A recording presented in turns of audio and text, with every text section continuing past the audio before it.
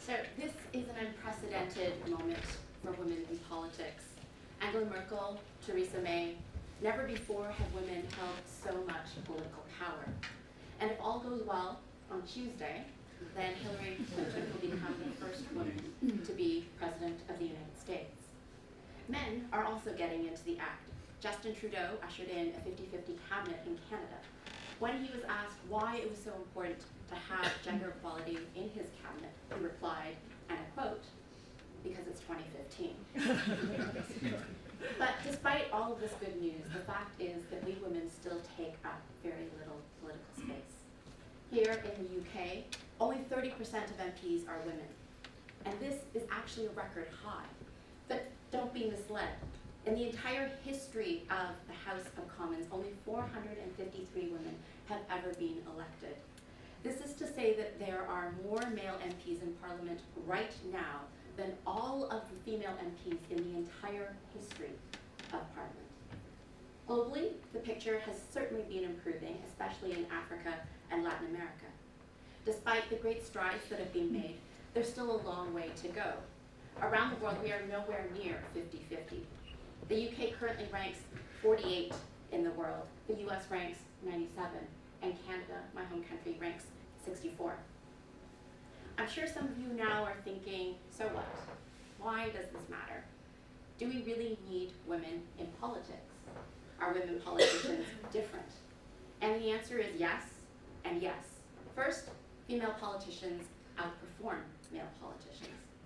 In the US, one study found that Congresswomen secured 9% more spending from federal discretionary funds than Congressmen.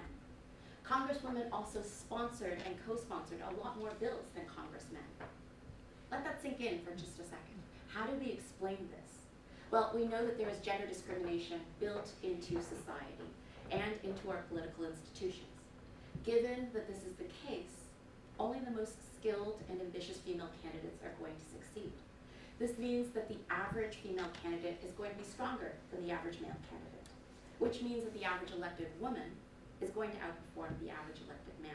Having female representation also matters because women bring forward different issues. Studies show that women are more active on issues like access to abortion and birth control, and women are our best advocates for parental leave, childcare, domestic violence, and equal pay policies. Women politicians also lead differently. They typically have more compassion and empathy, and they also tend to be more inclusive and collaborative. Now, increasing the proportion of women in Parliament is not going to lead to an overnight change. In most countries, the culture of politics is still dominated by masculine norms of behavior, and women who have managed to succeed in our current political systems are socialized into structures that value aggression, confrontation, and hierarchy. But different kinds of leadership will certainly produce institutional change over time. For democratic politics to thrive, though, politics needs diversity. We need different opinions, backgrounds, and experiences. We can't afford to waste the talents of half of the population. Politics gets better when it is forced to take opposing views seriously. When we fail to do this, when we fail to account for the voices of those who are different from us, we become disenfranchised and we get large-scale system failure. This is true whether we're talking about the differences between men and women, between left and right, or between the working class, the middle class, and the ruling class. Electing more women isn't just good for women, it's good for government and it's good for democracy. But here's the problem. Women still are not putting themselves forward for elected office. In the US, only 25% of people who have ever run for elected office have been women, whereas 75% have been men. This means that for every one woman who stood for office, there were 3 men. And here's the kicker. Women are just as likely to win. We have ample evidence from established democracies that voters don't discriminate in the polling booth, and female candidates raise just as much money for their campaigns as men do. When women run, they win. So what is going on? Why aren't more women running for elected office? Let's consider how a political candidate emerges. In their work on political ambition, Jennifer Lawless and Richard Fox surveyed a random sample of 3,600 men and women from law, business, education, and politics. And at every stage of candidate emergence, there were more men than women. Out of this candidate pool, only 9% of women became candidates, whereas 14% of men became candidates. Even though by objective measures, these men and women are equally qualified. But it's the stage right before declaring your candidacy that is the most important here. Whether a woman is considered running. Have you ever considered running for office? 62% of women have said yes, whereas only 46% of women have said yes. We need to worry about this gender gap. Where does it come from? Data about these 3,600 men and women from the eligibility pool will give us a big clue on this. So on the left-hand side, we can see that male and female candidates look roughly the same if you look at their demographics and if you look at their qualifications and their political engagement. But on the right-hand side, you see something very different. We turn to how men and women actually feel about whether or not they feel qualified to run. And we see that 35% of men say that they are very qualified to run, but only 22% of women feel they are very qualified. There's also another substantial gap in the somewhat qualified numbers over here. We know from other research that women do not put themselves forward for a new job unless they meet all of the qualifications, whereas men will go for it, even if they meet just some or even none of the job criteria. This means that more of the somewhat qualified men will run, whereas the somewhat qualified women won't. So all of this puts a bigger burden on the recruitment process to even out a gender bias. Women need to be asked to run for elected office. And the problem is we aren't very good at asking them.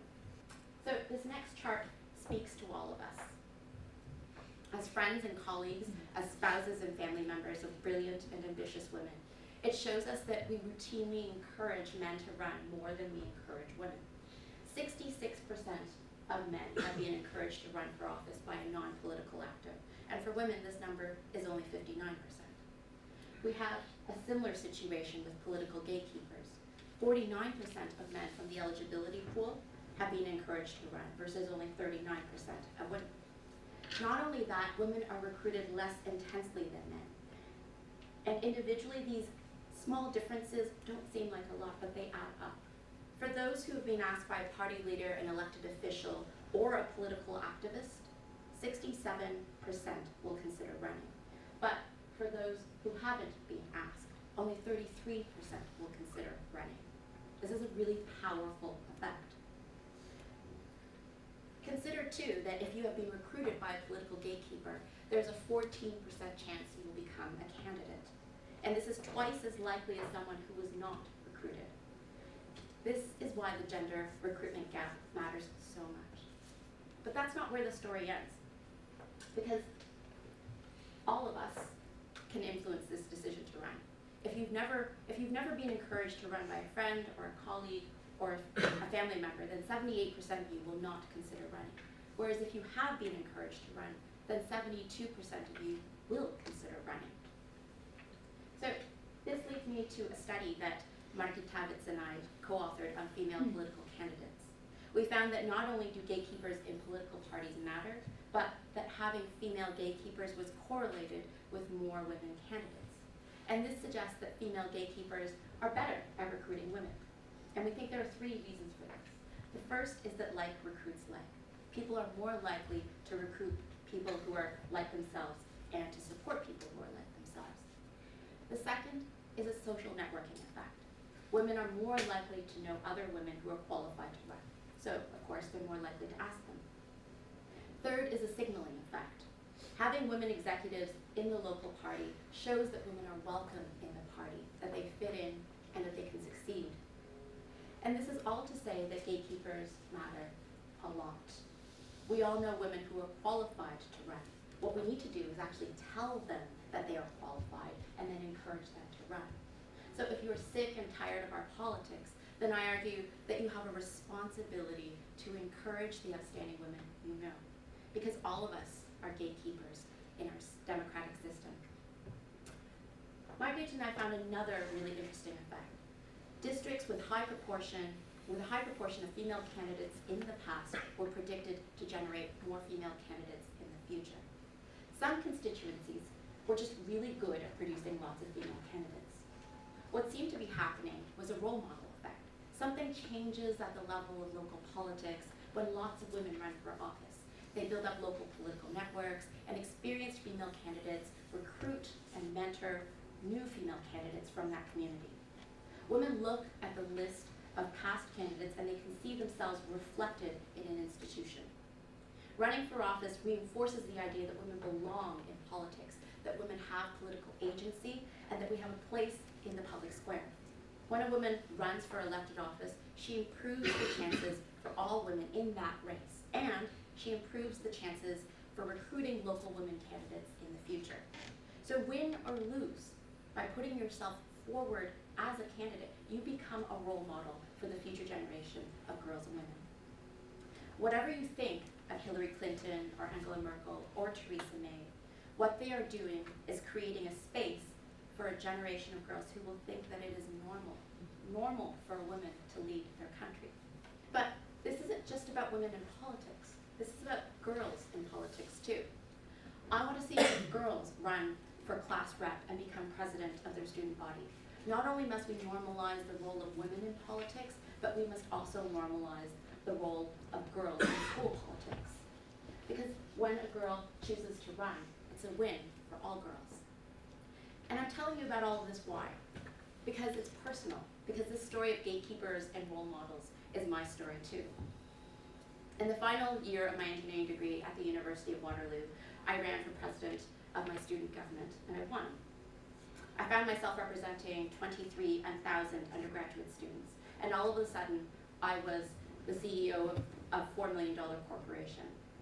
So that's me at the bottom. In 1998, I began to think seriously about running for an executive position just a few weeks before the nomination papers were due. And at that point, I was considering a run for Vice President Education. I happened to know the Vice President Education at the time, Robin Stewart. This is Robin, circa 1999. I told him that I was thinking about running for his job, and he told me that there was already a strong candidate for VP Education. He said, "Christine, I think you should run for president." Before he suggested running for president to me, I had never actually thought about it. I didn't feel qualified for the job, and it felt presumptuous to even think of myself as president. But after he suggested it, I thought, hey, if he thinks I'm qualified, then why not? After all, there had been 2 female student government presidents in recent years, Catherine Coleman and Jane Pack. I didn't know either of them when I decided to run, but I knew that they were women who had held that top job. And the fact they were also the first 2 women to have ever been student president at my university didn't really actually register with me. So in my time as an undergraduate, I only knew of 5 presidents. 2 of them could be women, and 1 of them looked like me.